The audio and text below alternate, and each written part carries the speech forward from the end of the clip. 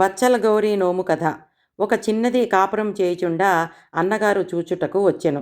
ఆ చిన్నది అన్నగారితో కొంతసేపు ఇష్టాగోష్ఠి మాట్లాడి పిమ్మట పిండి వంటలతో వంట చేసి కూర పోపుకు కరివేపాకు కావలసి వచ్చి, అన్నయ్య దొడ్డిలో చెట్టు ఉన్నది, కొంచెం కరివేపాకు తెచ్చిపెట్టు అని అడిగాను.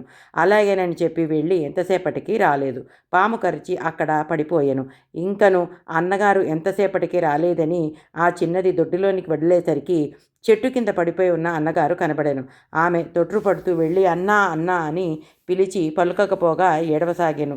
ఆ ఏడుపు విని ఊళ్ళో వాళ్ళందరూ వచ్చిరి.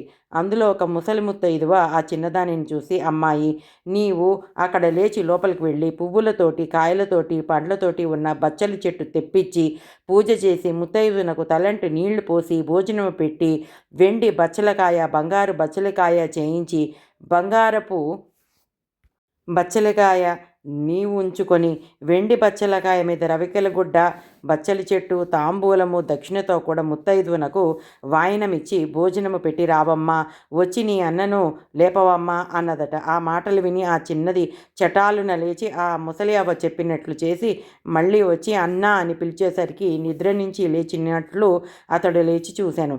అప్పుడు ఆమె సంతోషించాను. ఇక బచ్చల గౌరి నోమమ్మ, ఇది నోచిన వారి కడుపు చలువ, తోడ నీడ చలువ, పుట్టింట చలువ, ఐదవ తనము కలుగును అని ముసలి ముత్తైదువ చెప్పి నేను పార్వతీదేవినని చెప్పి అంతర్ధానమైనదట.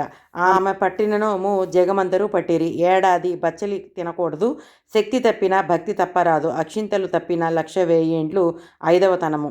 ఉద్యాపన కథలోనే చెప్పబడి ఉన్నది.